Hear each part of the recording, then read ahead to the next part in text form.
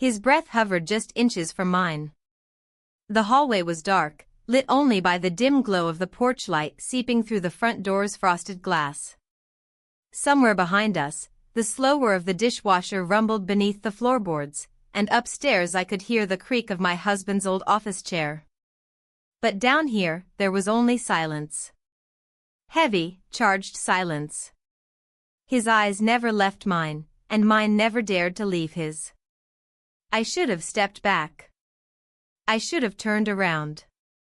I should have said something, anything, but the words tangled inside my chest like vines wrapping around a locked gate. We weren't touching. Not even close. But the weight of almost was unbearable. And then, "Hon? Where's the blue folder from the insurance guy?" My husband's voice thundered down the stairs. Everything shattered. I blinked. Took 3 fast steps back. Pretended to cough. He straightened up like a soldier being inspected. And just like that, the moment was gone. Before I begin the story and tell you how everything really happened, answer this question: would you be able to forgive a loved one's betrayal? The morning he arrived, the house smelled like burnt toast and half-wet laundry. I had gotten distracted flipping through the circular from Publix, circling things I wouldn't end up buying, just to avoid folding the towels. My husband was in his usual seat at the breakfast nook, buttering dry rye toast with the same focus people give to crossword puzzles or open heart surgery. He cleared his throat. I didn't look up. "He's driving in today. Should be here before noon." I nodded like I'd forgotten he was coming, which wasn't true. I'd cleaned the upstairs guest room the night before and even ironed the pillowcases, something I hadn't done in years. "He's grown a lot," my husband added. "Not the awkward, lanky kid you remember. Been lifting. Jogging too." I made a vague sound of approval. "Something between MHM and O?" At 11:17 a.m., a blue Jeep Liberty with a cracked passenger mirror pulled into the driveway. I was standing by the window holding a dish towel I didn't need. Watching. Not watching. He got out, taller than I remembered, broader in the shoulders, tan in the way that only people without desk jobs get. His duffel was slung over one shoulder, and he walked up to the house like he didn't need anyone's permission to be here. I hated how sure of himself he looked. We hugged briefly. His arms were warm. He smelled like leather and sun and something faintly citrusy. I showed him his room. He tossed his things on the bed without ceremony. "Thanks for letting me stay," he said. "It's just till the internship ends. August, maybe September." "Of course," I replied. "It's good to have you." That night, we grilled in the backyard. My husband did the usual routine, beer in hand, spatula in the other, recounting the same old college stories with new embellishments. The young man, I refused to say his name, even in my mind, smiled and nodded, but his eyes kept drifting. To me. I caught him once, halfway through a sip of water. Our eyes locked. He didn't look away. I did. Later, while folding chairs and scraping leftover potato salad into Tupperware, he asked me if I still did yoga in the mornings. I laughed, surprised he remembered. "I try." "You always seemed calm," he said. I didn't answer. What was I supposed to say? That calm is something you wear like a shawl in public, but shed in the closet of your mind every night? The first real fracture came the next morning. My husband left early for his golf meeting, reminding me twice about the lawn service invoice. I was in the kitchen, watering the African violets, when I noticed him outside, shirtless, trimming the hedges with a precision that was frankly unnecessary. I stepped out with lemonade. I didn't need to, but the glass was cold in my hand, and I needed an excuse to say something, anything. He took it with a grin. "Appreciate it. It's hotter than I thought it'd be down here." This is mild for June, I said. He leaned against the railing. I like it, though. The heat slows everything down. Makes you feel things more. He didn't mean it the way I heard it. Or maybe he did. That afternoon, we took a ride to Home Depot. My husband had mentioned the garbage disposal was acting up. I offered to drive, not sure why. He climbed into the passenger seat like he belonged there. Inside the store, the AC hit us like a refrigerated slap. He walked confidently down the aisles, rattling off brand names and sizes like someone who didn't need help. I followed. I hated how I followed. We stood in front of a rack of fixtures, and he reached up to grab something from the top shelf. His shirt lifted slightly. I turned away. He caught me. You okay? He asked. I'm fine. The ride home was silent. But not empty. That evening, my husband had a Rotary Club meeting, and I cooked enough chicken parmesan for 3 even though I knew only 2 of us would be home. We sat across from each other at the table. The ceiling fan hummed overhead. The silence stretched long between bites. At one point, he said, "This feels weird." I looked up, startled. He shrugged. Sitting here. Like this. I don't know. It's like we're pretending this is normal, I said. He blinked, surprised. Yeah. I stood up, carrying my plate to the sink. I'm going to bed early. I didn't sleep. That Sunday, the church was packed. Father Daniel gave a long-winded sermon about loyalty and commitment, and I couldn't tell if he was staring at me too long or if my guilt was inventing spotlights. After service, we stood outside in a little knot of neighbors and acquaintances. One of the older ladies, a friend of my husband's mother, leaned toward me with a smirk. That young man of yours, quite the charmer. If I were 50 years younger. I laughed. Hollow. Shallow. And then she added, "What's it like having him around the house?" Can't imagine it's boring.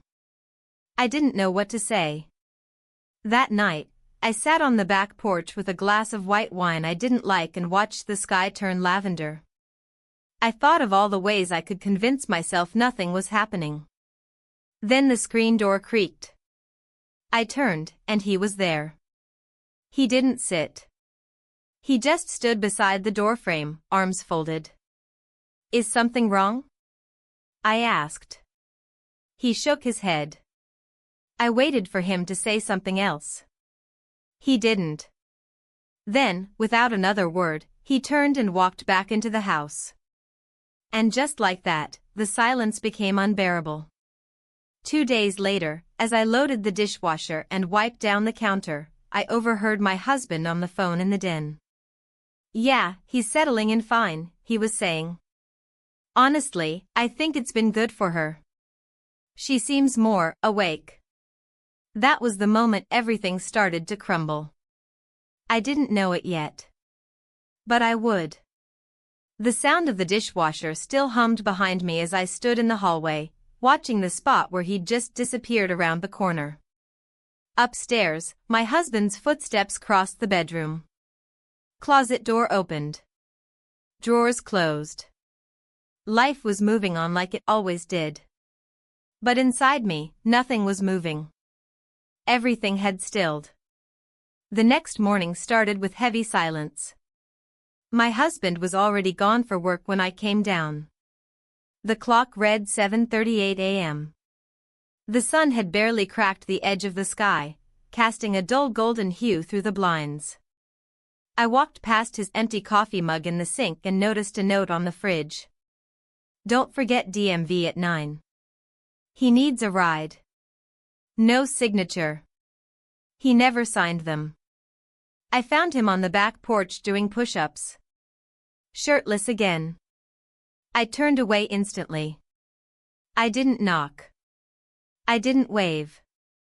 I just walked to the car and waited. He got in 5 minutes later. Hair still damp. T-shirt clinging to his shoulder blades. He didn't speak for the first few blocks, and I was grateful. There were too many words already between us, all unsaid. At the DMV, we waited in one of those cracked plastic benches that always smelled faintly of disinfectant and hopelessness. I busied myself with a Southern Living magazine from 2018 while he filled out paperwork. Every so often I could feel his eyes drifting toward me. I never looked up. When his number was called, I followed him instinctively. The clerk, a woman in her 60s with bright pink nails, glanced between us and smiled with an odd warmth. "You two make a nice couple," she said casually as she handed him his temporary ID. Neither of us corrected her. Neither of us laughed.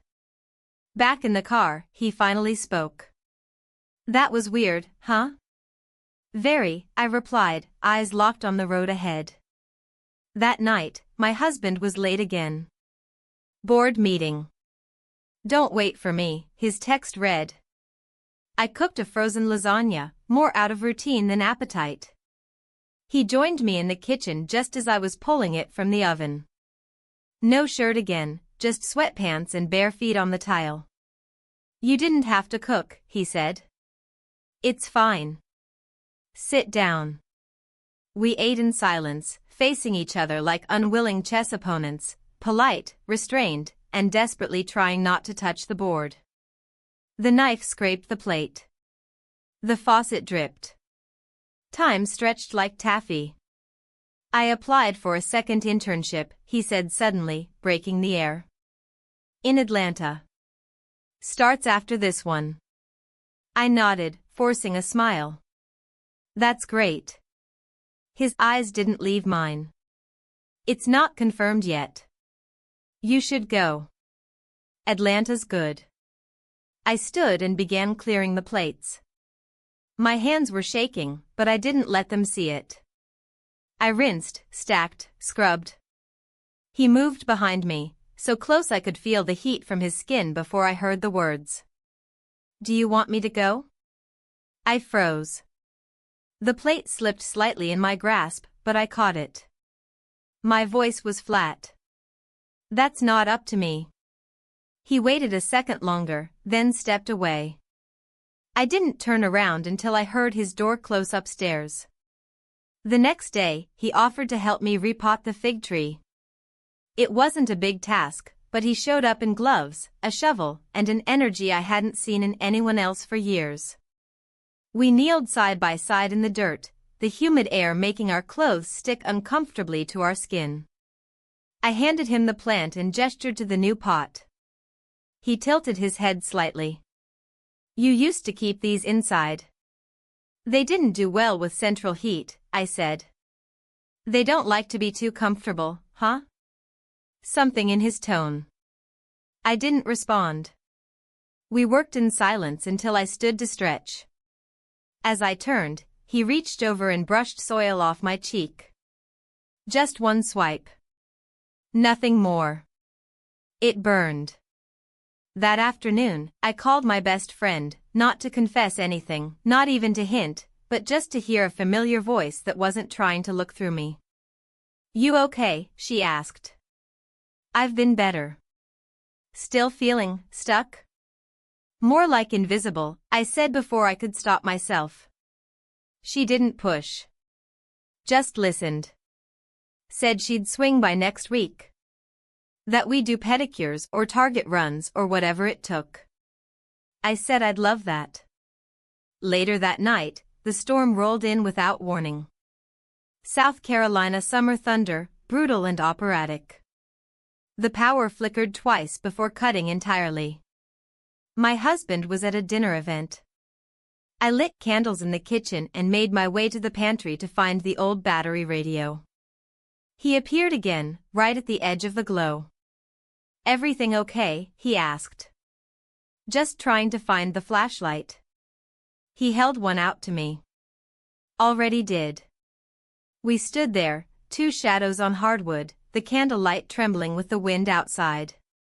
I asked if he was scared of storms as a kid. He said no. Said he used to count between the lightning and thunder to calculate the distance. I told him I did the same thing. Silence again. He stepped a little closer. Not touching. Not even reaching. Just enough. Why does it feel like this? I shook my head. It doesn't matter. He didn't move away. Neither did I. The front door rattled, and I flinched. Wind. Just wind. But it was enough to break the moment. I exhaled. He turned. We should check the basement windows, he said. We moved through the house like ghosts, checking for leaks, candle in hand. In the laundry room, I noticed his hand briefly rest against the dryer, the exact same place I leaned every morning waiting for the coffee to brew. We ended up back in the kitchen. He looked at me. Really looked. We kissed. The moment shattered seconds later. Han? You still got those scented candles in the guest bath? My husband's voice, echoing from upstairs. I spun away from him, heartbeat in my ears. He turned toward the hallway without a word. The next morning, at church, I didn't remember a word of the sermon. I only remember what came after. Standing with my usual group of neighborhood women, holding a lukewarm cup of coffee in a styrofoam cup, trying to smile when someone brought up the heat. Then one of them leaned in. That grandson of your husband's, she said with a wink. Lord, if I were 40 years younger. I laughed. Quietly. Tightly. Then she added, it's got to be fun having that much temptation under the same roof. The cup slipped from my hand. Coffee splashed on the sidewalk. Everyone gasped, rushing to help. I just stood there. Numb. But inside, something had already cracked open. And it wasn't going to close. I didn't sleep the night after the kiss. The house felt too loud. Every creak of the wooden floorboards sounded like a scream. The air conditioner turned on like a freight train. Even my own breathing seemed intrusive. I laid in bed, facing the window, eyes wide, watching the soft shifting of shadows as the moon drifted across the room. By the time morning came, I had memorized the lines in the ceiling plaster. I got up before sunrise. I showered, made coffee, and opened all the windows even though the forecast promised heat. I needed air. Movement. Distraction. But he was already downstairs. Sitting on the back porch swing with a cup of coffee, staring into the yard like the grass was whispering secrets. I considered walking back upstairs. Instead, I stepped out. Morning, I said. He nodded without turning.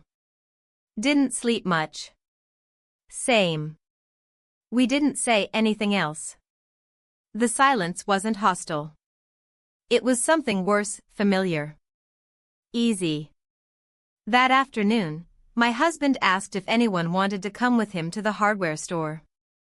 I passed. He didn't offer a second time.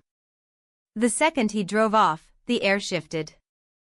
I stayed busy, wiping already clean counters, adjusting picture frames, rearranging cookbooks alphabetically. At one point, I opened the fridge and stared inside for several minutes, not hungry, not even seeing anything. When I closed the door, he was standing behind it. I was thinking of going for a walk, he said. Okay. You want to come? No. He turned to leave, then paused. You sure? I followed him without answering. We didn't take the usual path toward the park or the farmer's market. He led us through the neighborhood, past fences and flagpoles and yards filled with pink flamingos and Easter wreaths that still hadn't been taken down. We walked side by side, sometimes brushing arms, but never reacting. We reached a trail I hadn't been on in years, a narrow dirt path behind the community garden, flanked by trees and thick with wild muscadines. I used to come here to read when we first moved in. Before the renovations. Before everything got too still.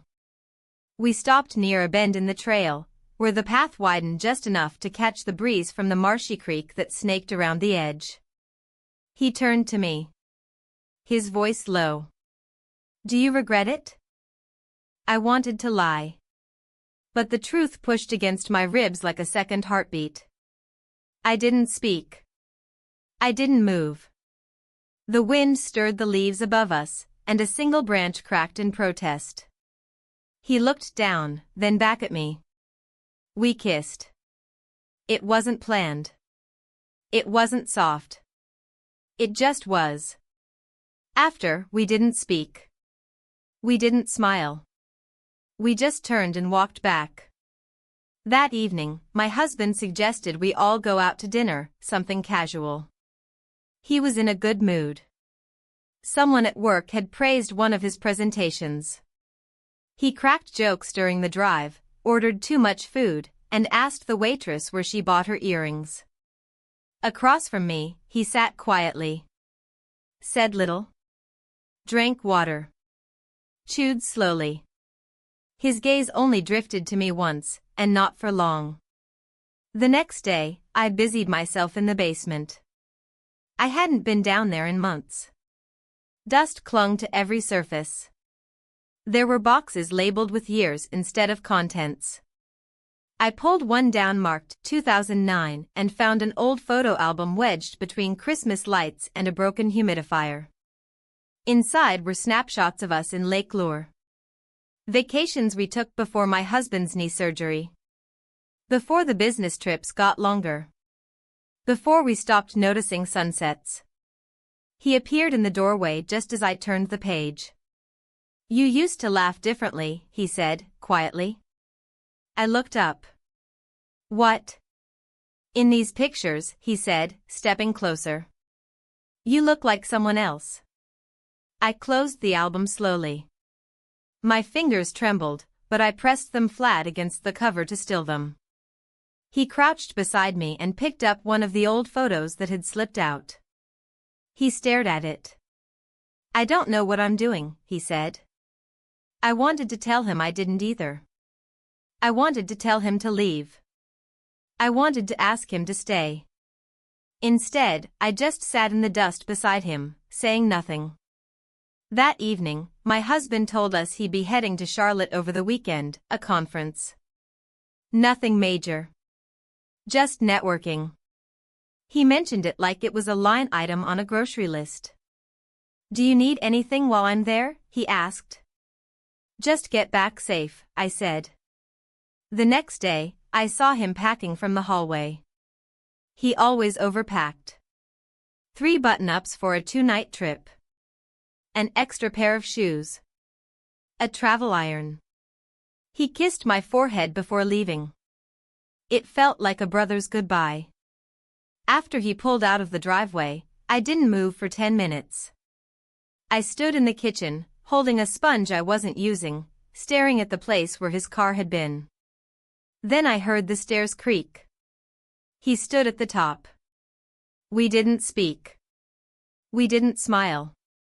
The day passed in fragments. Coffee. Silence. A shared look over lunch. The clocks ticking louder than usual. A bike ride. He suggested it. I said yes. We took the trail behind the church this time. The one with the old wooden bridge that always felt like it was one gust away from collapse. We didn't stop to talk. We just pedaled. Past the baseball field, past the marina, past every familiar landmark that suddenly looked foreign. On the way back, he slowed near the pond behind the community college. We stopped. The air was thick, the kind that presses on your chest like a warning. He leaned the bike against a tree and walked toward the water. I followed. We sat. Quiet. I shouldn't have kissed you, he said. I shouldn't have let you. But I don't regret it. Neither do I. The stillness between us grew louder. We returned home just before sunset. The golden light painted everything in unreal colors. The porch, the stairs, the hallway, everything felt like a memory before it even happened. We went to our separate rooms. And then we spent night together. The next morning, I woke before the sun again. I slipped out of the room before he stirred and stood in the kitchen, unsure of what I was waiting for. The garage door opened. My heart slammed into my throat. I turned. And there he was. My husband. "I forgot my presentation folder," he said, walking past me. "You know, the blue one from the insurance guy." I couldn't speak. He didn't notice. Or maybe he did. And just like that, everything changed again. He didn't even take his shoes off. Just walked straight through the kitchen, grabbed the blue folder off the counter, and left like it was any other morning. I stood there, barefoot, back against the sink, heart pounding against bone like it wanted out. The only proof that anything had happened was the faint smell of cedar from the pillow that wasn't mine and the silence now stretching between the walls like a held breath. I didn't speak. I didn't go upstairs. I didn't even finish my coffee. I just stood, motionless, for nearly 20 minutes until the sound of the garage door clunked shut again. Then I exhaled. He came down a few minutes later. Quiet. His eyes scanned the room cautiously, as if expecting to find the wreckage of a bomb we'd both denied building. "I think I'm going for a ride," he said. I didn't answer. I just nodded and turned to the sink, running the water without needing it. When he left, the silence that followed was deafening. I went upstairs and stripped the sheets without thinking. Threw them in the wash. Scrubbed the bathroom counter. Cleaned behind the faucet. Rearranged the linen closet. Anything to feel like control still lived here. He was gone for hours. Long enough that I began to wonder if he was even coming back. A selfish, panicked thought buried itself under my ribs. What if he'd run? What if it had all been some temporary moment of escape for him, while I had thrown everything off balance? When he did return, it was just past 4. I was sitting in the backyard pretending to read the paper, sunglasses on, lemonade untouched beside me. He walked up the porch stairs slowly, dropped his helmet on the swing, and looked at me for the first time since that morning. He sat beside me. Not too close. Not far. We didn't speak for a long time. Eventually, I said, "Are you okay?" His response came like gravel. "Are you?" We didn't need to say more. The silence did the rest. Later that evening, my husband called to say he'd be staying an extra night. Some networking dinner, which turned into drinks, which turned into might as well stay. He sounded cheerful. I told him to take his time. That night, I didn't go upstairs. I stayed in the living room, lights low, TV flickering. Some documentary I wasn't watching. He came in, sat at the far end of the couch. Both of us facing the screen. The space between us throbbed with everything we didn't say. Then the power went out. Not a flicker, gone. TV, lights, ceiling fan. All of it.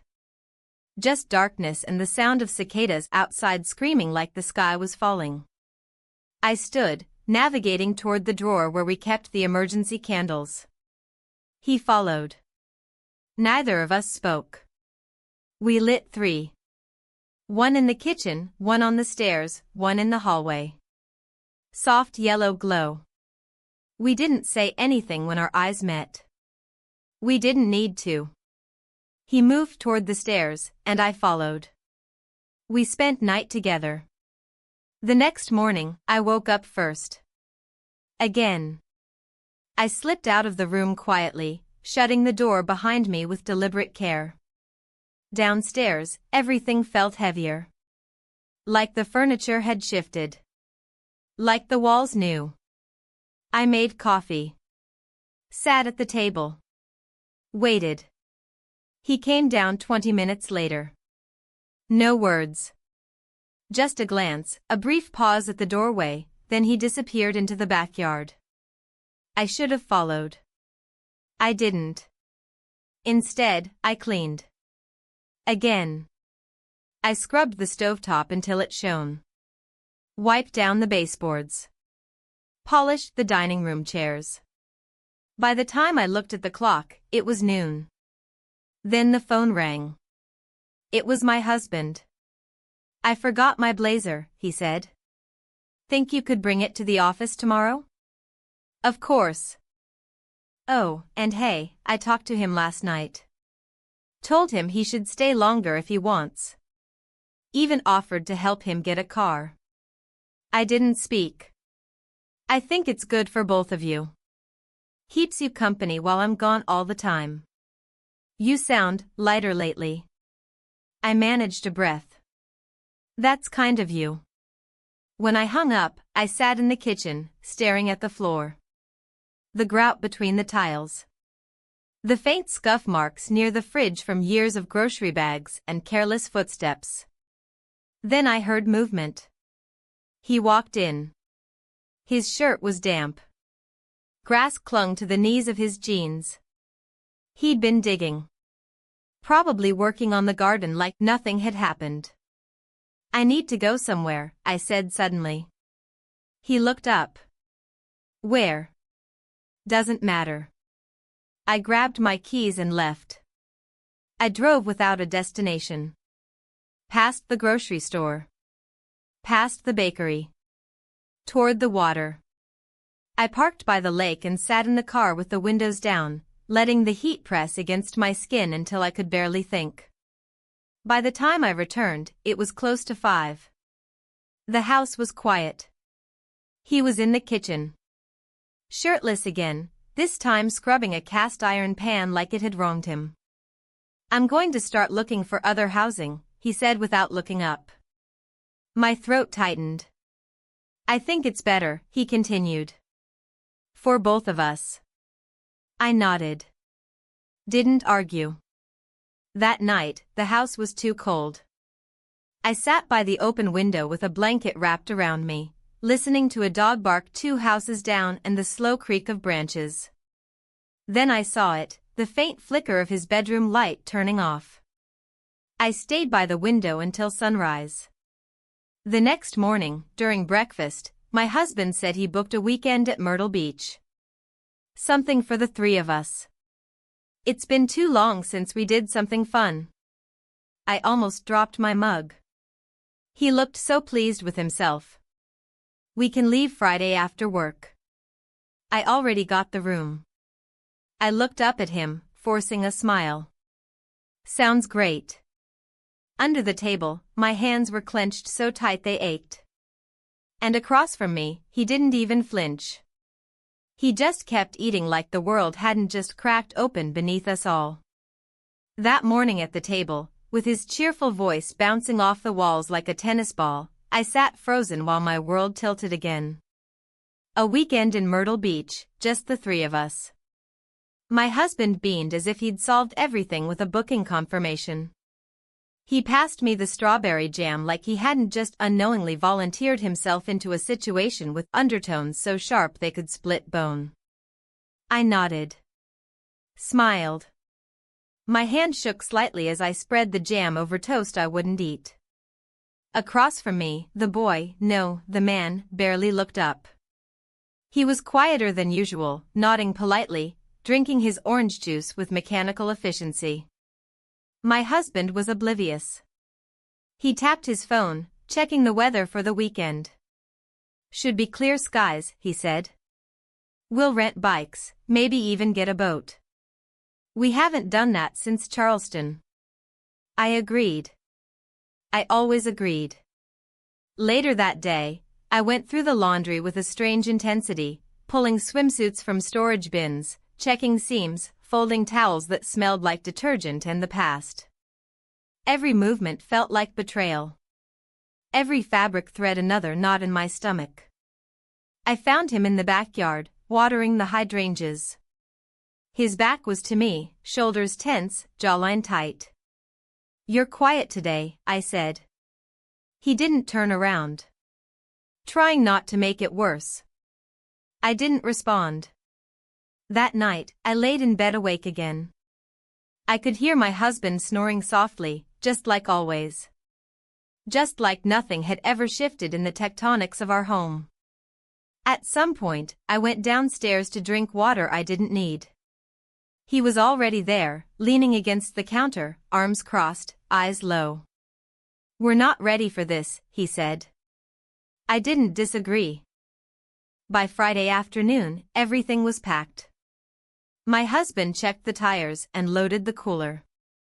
We left just after 4, the summer sun still high, traffic thick with other people escaping routine. I sat in the passenger seat with sunglasses on, pretending to nap, hiding the fact that I kept glancing at the rearview mirror. He was in the back, earbuds in, head leaning on the window, a picture of disconnection. The hotel was nice. Nicer than I expected. 2 rooms, adjoining. Ocean view. My husband was pleased with the upgrade. They gave us the top floor, we got lucky. I swallowed a laugh that wasn't funny. We were neck-deep in luck.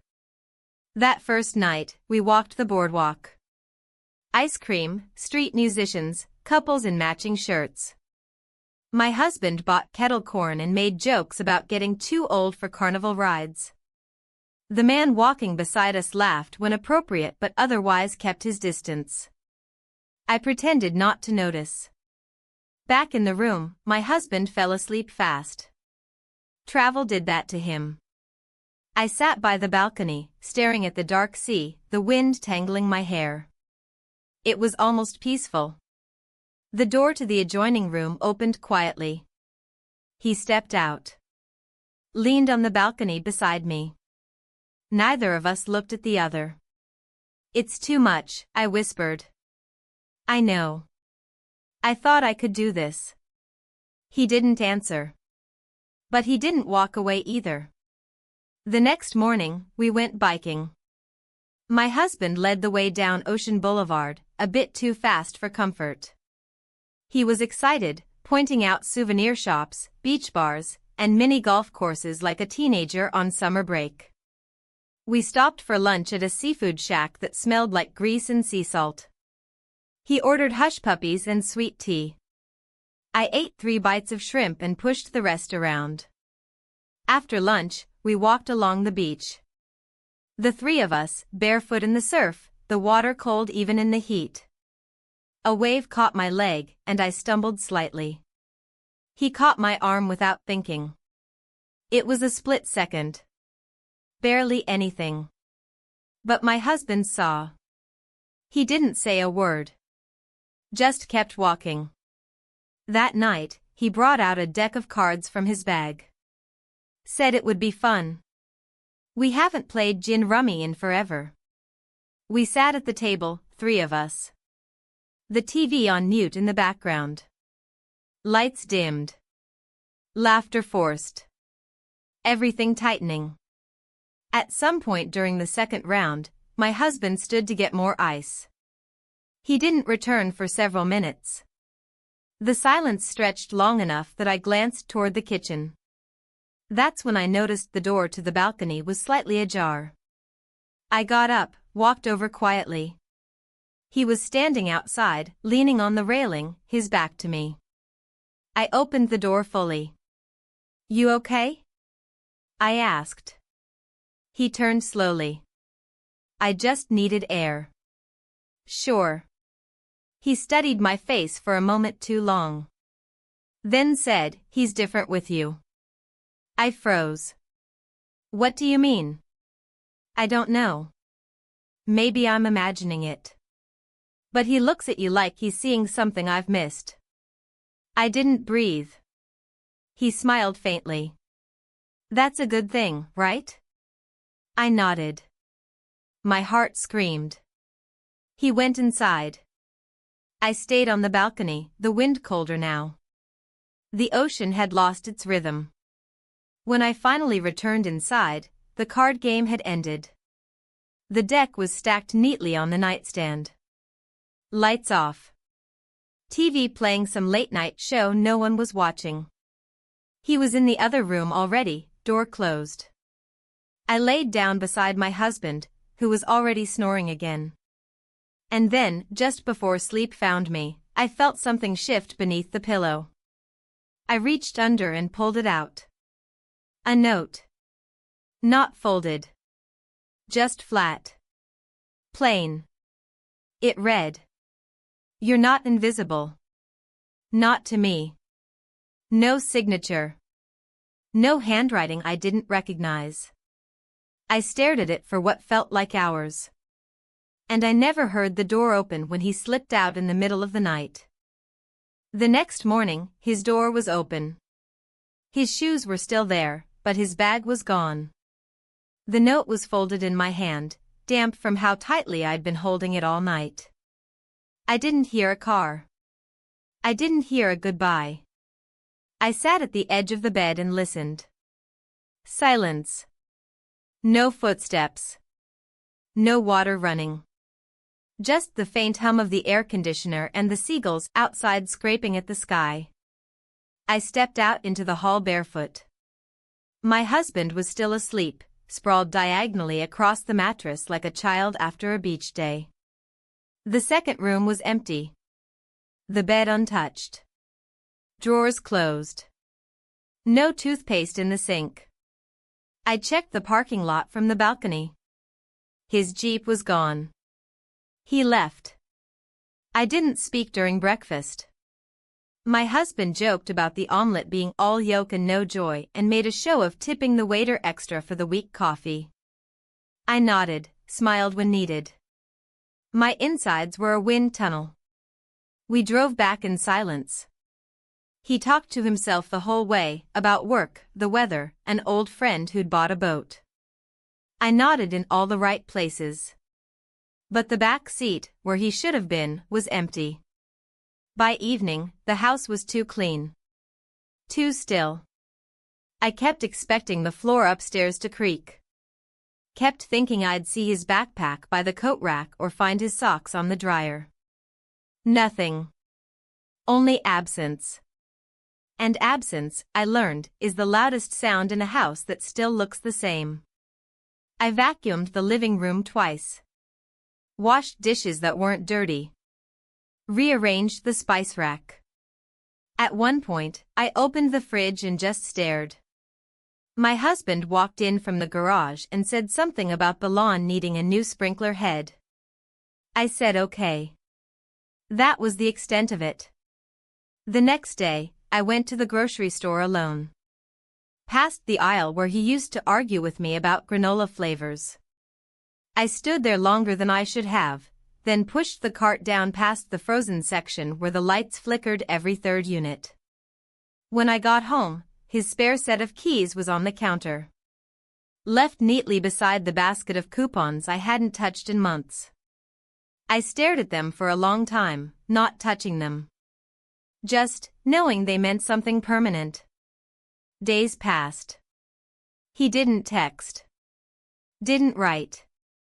Nothing. One night, I opened my laptop and hovered over the email app. I typed a subject line. Then erased it. I closed the laptop. A week after Myrtle Beach, my husband called out from the backyard. "Can you help me with this stupid patio chair?" I came out, squinting against the sun. He was holding a wrench upside down, trying to tighten something that didn't need tightening. "It's not broken," I said. "Then why does it wobble?" "Because it's old." He sighed and sat down, wiping sweat from his brow. "Listen," he started. "I've been thinking, maybe we should do something for just us. Like a road trip. Remember when we used to do that? We could go up to Asheville. Stay in that place with the stone fireplace. You used to love that one." I nodded. "Maybe." He looked hopeful. I looked away. That night, I walked the neighborhood alone. It was warm, cicadas loud. Lawns watered. People grilling. Windows glowing with television flicker and the smell of family. I turned down the path near the lake, the one he and I had biked before the storm. I stood there for a long time, watching the ducks settle along the bank and the reflections blur in the current. When I got home, my husband was asleep again. He snored with his mouth slightly open. I stood in the doorway, watching him. Not with love. Not with hate. Just with a deep, aching confusion. The next day, I came downstairs and found him, my husband, in the garage, wiping down a large cooler. "What's that for?" I asked. "Oh," he said, smiling. "Did I forget to tell you? I invited a few friends over this weekend. Just a little 4th of July thing. Nothing crazy. Thought it'd be fun. Family, burgers, you know the drill." "Right." He paused. "It's been a while since we had people over. I figured it'd be good for us." I said nothing. The morning of the 4th, I woke up before sunrise and baked 3 pies. I chopped vegetables, marinated meat, cleaned the patio, refilled the citronella candles, swept the porch. I kept moving so I wouldn't think. By noon, the yard was full. Laughter, flip-flops, flags, kids with sticky faces. The scent of charcoal and sunscreen was thick in the air. My husband grilled, flipping burgers like a man born to host. He wore his grill sergeant apron. Everyone loved it. At one point, I was carrying a tray of drinks when someone stopped me. An older woman, someone from my husband's side, I couldn't even remember her name, leaned close and said, "You seem different lately. Happier. More alive." I forced a smile. "Just keeping busy." "Whatever it is," she winked, "keep doing it." I walked away before she could say more. That night, we laid out a blanket on the hill behind the community center to watch the fireworks. My husband dozed off in a lawn chair, mouth open, arms crossed over his chest. I sat upright, blanket wrapped around my shoulders, eyes on the sky. The fireworks burst overhead. Red, then gold, then blue. And beside me, where he should have been, was just empty grass. I closed my eyes. When we got home, my husband went straight to bed. I wandered the kitchen, cleaning up nothing, organizing napkins we didn't use. At some point, I walked into the hallway. Something told me to check his room. It was clean. But the watch was gone. The one he always left on the nightstand. The cheap leather-banded one with the scratch on the face. I checked the bathroom. Not there. Not in the sink. Not in the drawer. But then, as I went back into my room, I noticed something strange. My jewelry box, the one on the dresser, was slightly open. I hadn't touched it in days. Inside, next to the pearl earrings I never wore and a bracelet I'd been given on our anniversary, was the watch. Not hidden. Just placed. As if he had been here. As if he'd come back and left it without a word. And I hadn't noticed a thing. I stared at the watch for what felt like hours. It was sitting there too deliberately, too clearly placed. Not dropped. Not forgotten. Centered. As if someone had opened the jewelry box slowly, quietly, and meant for me to find it. The house was quiet, but I still moved like someone else was listening. I took the watch and pressed it into my palm, holding it so tightly I could feel the shape of the face against my skin. I looked toward the hallway, as if half expecting him to be there, leaning against the doorframe. But there was nothing. No sound. No sign of return. Just the hum of the air conditioning and my own shallow breathing.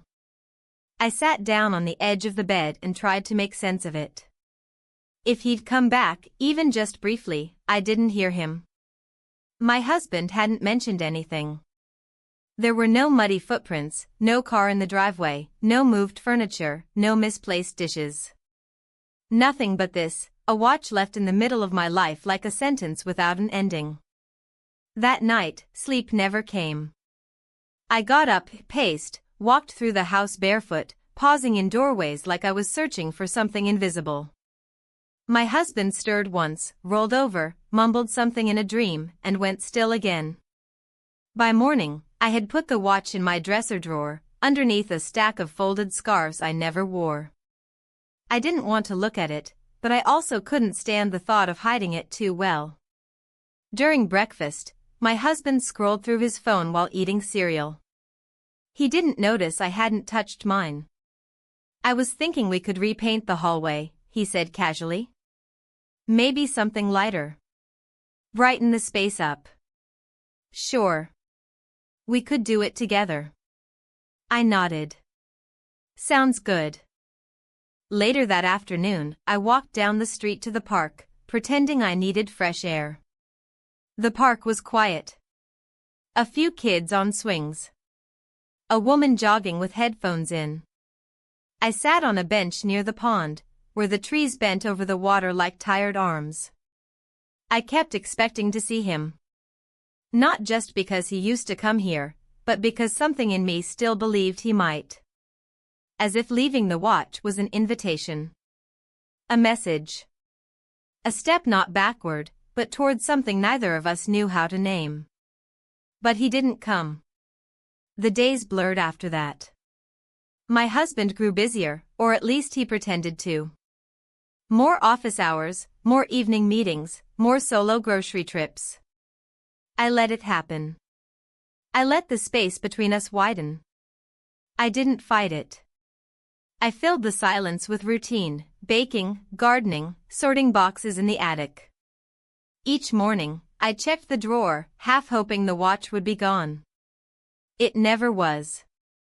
Then, one evening, just before sunset, I saw something strange. I was upstairs, folding towels in the guest room, the one he used to stay in, when I looked out the window. Across the street, 2 houses down, a car had pulled into the Hendersons' driveway. It wasn't theirs. It was an older black sedan, dusty, with one door a different shade than the rest. And standing beside it, looking up at our house, was him. He didn't come up the driveway. He didn't knock. He just stood there, hands in pockets, staring for maybe 10 seconds. Then he got back in the car and drove off. I stood frozen, towel in my hand, chest tight. I wanted to run downstairs. I wanted to scream. I wanted to do anything but stand still. But I didn't move. I just watched him vanish again. That night, I didn't mention it to my husband. I couldn't. It would have sounded like fiction. A shadow I invented. But the next morning, I opened the jewelry box again. And this time, the watch was gone. I ripped the drawer apart. Checked the floor. The bed. The closet. Nothing.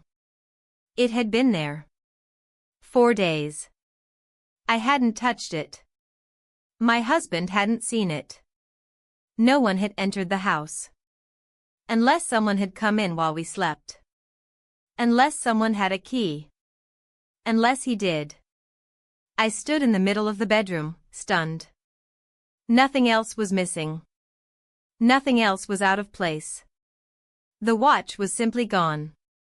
And somehow, that was worse than it being there. Because now I knew he'd returned again. Without a word. Without a sound. Just long enough to take back the piece of him I had left. 2 nights later, I found an excuse to walk near the lake. I wandered the same path we'd taken that day on our bikes. The air smelled like moss and humidity.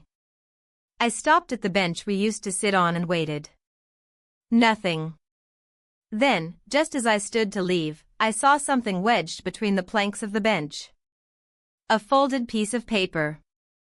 I pulled it out slowly, hands trembling. There were only 7 words. Sometimes leaving is harder than staying. No name. No date. Just a fragment. I didn't cry. I didn't crumble. I just stood there, paper in hand, feeling the weight of something I could no longer explain. When I got home, my husband was watching TV. A sitcom. Laugh track, canned jokes. "You okay?" he asked. "Yeah," I said. "Just tired." He nodded and patted the seat next to him. I sat. My body moved, but my mind was still at the lake. And then, without warning, he reached over and took my hand. It was warm. Familiar. Safe. And I felt absolutely nothing. The next morning started with sun pouring and like nothing had changed. Birds chirped, the coffee pot hissed, and my husband hummed some forgotten tune while tying his shoes. I watched him from the kitchen, my body still, my mind floating somewhere outside myself. The note was in my pocket. Folded once. Smooth edges. No signature. 7 words. I must have read them 100 times. Sometimes leaving is harder than staying. I hadn't told anyone. I wouldn't. My husband kissed my cheek on his way out the door, like always. His cologne lingered in the air even after his car had backed out of the driveway. I stood at the window long after the taillights disappeared, waiting for. I didn't know what. Eventually, I turned to the day's routines. I folded clothes. I wiped the kitchen counter. I watered plants that didn't need it. The house felt like a museum of something no one visited anymore. That afternoon, I found myself back at the lake. Not walking, not searching, just sitting. I sat on the same bench where I'd found the note, where we had once sat shoulder to shoulder in silence that felt fuller than any conversation. The wind rolled across the surface of the water, breaking reflections into ripples that didn't recover. And for a few seconds, I believed he might appear again. Like last time. Just stand across the street. Or behind the trees. Or at the edge of the path. But nothing came. By the time I returned home, the sun was beginning to drop behind the neighbor's fence. My husband was still at work. The house glowed with that soft golden hue that made even the hallway seem kind. I poured a glass of wine I didn't want and walked upstairs. The light in the guest room was off. The door slightly ajar. I stood in the doorway. Empty. Still. I don't know what made me do it, maybe habit, maybe grief, but I walked to the jewelry box again. I hadn't touched it since the watch disappeared. It was still where I'd left it. Closed. But something inside felt different. I opened it slowly. The contents were the same: earrings, old pins, a bracelet from our 20-year anniversary dinner in Charleston. And something new. A small, folded photo tucked beneath the velvet lining. My fingers trembled as I pulled it out. It was us. Not posed. Not smiling. Just a candid, blurry photo from the garage, the day we'd been organizing boxes. I hadn't known a photo had been taken. I certainly hadn't taken one. But there it was. Me, sitting on the floor. Him beside me.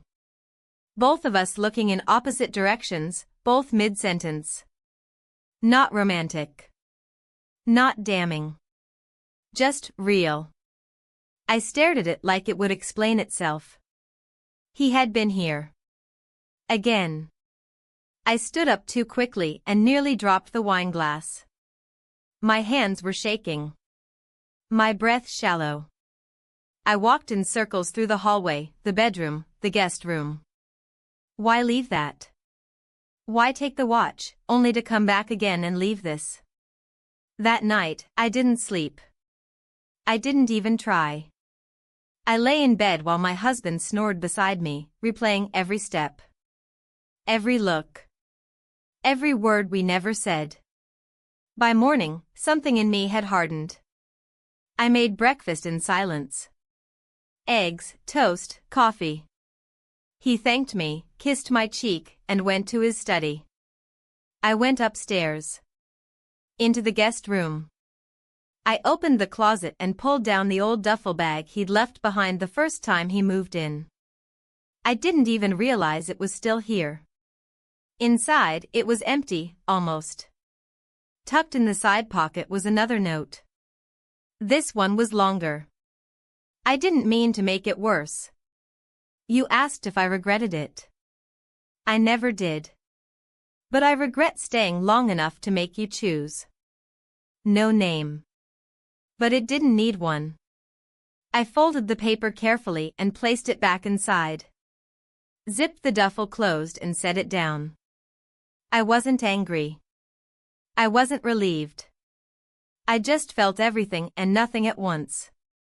That evening, as I cleared dinner dishes, my husband asked me if I wanted to take a trip in the fall. Somewhere quiet, he said. Maybe Colorado. Or Maine. Just us. I nodded, distracted. Sure. He smiled. Then paused. His eyes drifted toward the hallway, then back at me. By the way, he said, I found your old jewelry box open yesterday. Didn't want dust to get in, so I closed it. My stomach sank. I forced my voice steady. Thanks. He stood and kissed my forehead. Then disappeared into the den. And I stood alone in the kitchen, every cell in my body buzzing. Because I hadn't opened the box in days. And when I had, it was still closed. Which meant. I turned, heart pounding, and walked back into the bedroom. There, on the nightstand. The watch. Back. No note. No explanation. Just waiting. And behind me, I heard my husband's voice from the den, light, casual, like he hadn't just detonated my sanity.